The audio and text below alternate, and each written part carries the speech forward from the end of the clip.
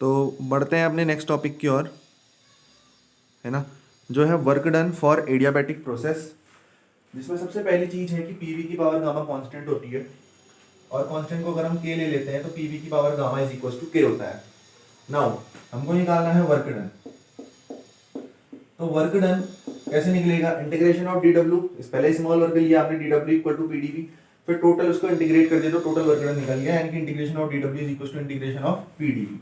Integration of D W W होता है और इंटीग्रेशन ऑफ पी डीवी ये अपने पास बच गया। तो पीडीवी के लिए सबसे पहले आप देखो पी की वैल्यू क्या है, ऊपर देखो पीवी की पावर गामा के बराबर है ना, तो पी की वैल्यू कितनी हुई? के अपॉन वी की पावर गामा के बराबर हुई, बिल्कुल भी। इसको पुट करके देखते हैं तो W इज इक्वल टू क्या आएगा? के अपॉन वी की पावर गामा डीवी का इंटीग्रेशन। अब देखो ये के तो कांस्टेंट है, ऊपर लिखा भी है, तो कांस्टेंट का इंटीग्रेशन करते हैं क्या? कांस्टेंट को इंटीग्रेशन से बाहर ले आते हैं, तो W इज इक्वल टू के, अंदर बचा integration of dv upon v की पावर गामा, है ना। आई गेस विजिबल होगा अच्छे से, नहीं है तो कर लेंगे भाई।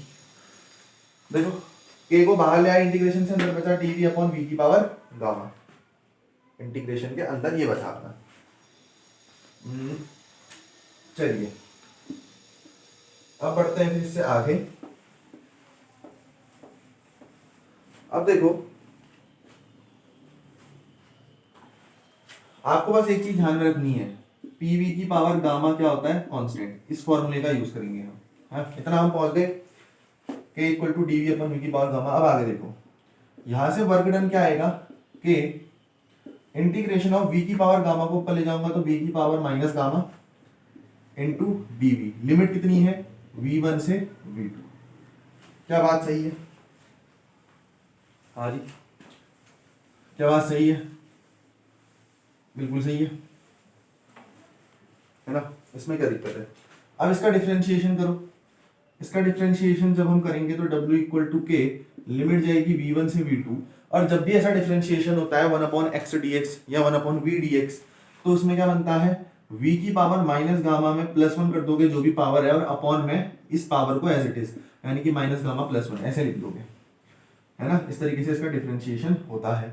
तो W इज इक्वल टू, आप देखोगे कि v1 से v2 की अपन ने लिमिट लगा दी है, ठीक है। ये पूरा इसका इंटीग्रेट जब हमने इसको किया तो इसकी लिमिट गई v1 से v2 तक, या आया v की पावर माइनस गामा +1, और ये देखो माइनस गामा +1 है तो इसको 1 माइनस गामा लिख दूं, लिख दिया, है ना। तो ये तो विजिबल है बिल्कुल। तो यहां से देखो वर्क डन जो निकल के आया वो कितना निकल के आया? के नीचे ये 1 माइनस गामा ले आता हूँ, 1 माइनस गामा, ये 1 माइनस गामा को मैं इस लिमिट से बाहर ले आया। क्यों? क्योंकि ये कॉमन टर्म है दोनों में। अब मतलब ये कॉमन टर्म है और इससे हमें कुछ मतलब नहीं है यहाँ, क्योंकि जो लिमिट लगेगी वो तो v की जगह पर लगनी है ना।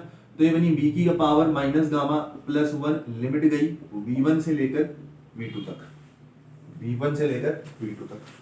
आगे बढ़ते हैं। आगे देखो इस k को अंदर मल्टीप्लाई कर देते हैं, तो w इज इक्वल टू क्या बन गया?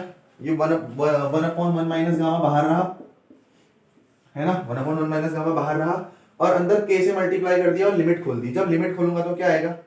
चलो k का मल्टीप्लाई बाद में करेंगे, पहले लिमिट खोल लेते हैं। लिमिट खोली तो आया v2 की पावर माइनस गामा +1, v2 की power minus gamma +1 minus v1 की पावर माइनस गामा +1, v1 की power minus gamma +1। I guess ये भी विजिबल है, ठीक है। यहां पर कर लिया v2 की पावर माइनस गामा +1 और v1 की पावर माइनस गामा +1। तो w equal to 1 upon 1 minus gamma, और इस k को मैंने अंदर मल्टीप्लाई करा तो ये क्या बना? k v2 की power minus gamma +1 minus v1 की पावर माइनस गामा +1। अब ध्यान से देखो, जो k की वैल्यू है अपने, है ना, हमने कहा था pv की पावर गामा k के बराबर है, तो k की वैल्यू क्या है? pv की पावर गामा के बराबर। तो अब हम इसकी जगह pv पुट करने वाले हैं। 1 अपॉन 1 माइनस गामा, k की जगह क्या आ जाएगा? p2 v2 की पावर गामा, v2 की पावर माइनस गामा +1, ये तो पहले से था अपना, और माइनस p1 v1 और v1 की पावर माइनस गामा +1। ठीक है, इसको अंदर सॉल्व किया तो क्या मिला, W is equal to 1/1 minus gamma, और आया P2V2 माइनस P1V1। अच्छा,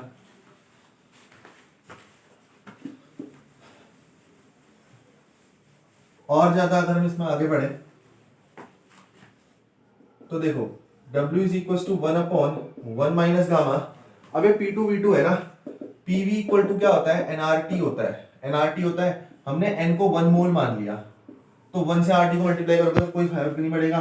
तो PV इक्वल टू क्या आया, RT। तो PV इक्वल टू क्या आया, RT। जहां जहां PV है वहां RT रख दो। तो ये क्या बना, R तो हर किसी स्टेज के लिए एक ही होता है, RT2 माइनस RT1। देखो R तो सेम रहेगा ना, यूनिवर्सल गैस कांस्टेंट। तो ये क्या बना, W is equal to 1/1 minus gamma into R common ले लिया, अंदर बचा T2 माइनस T1। तो W is equal to R/1 minus gamma, bracket के अंदर T2 minus T1, and this is the work done, this is the work done for an adiabatic, in an adiabatic expression, या फिर for adiabatic process. तो adiabatic process के लिए जो work done है वो अपना यही होता है, W is equal to R/1 minus gamma into T2 minus T1।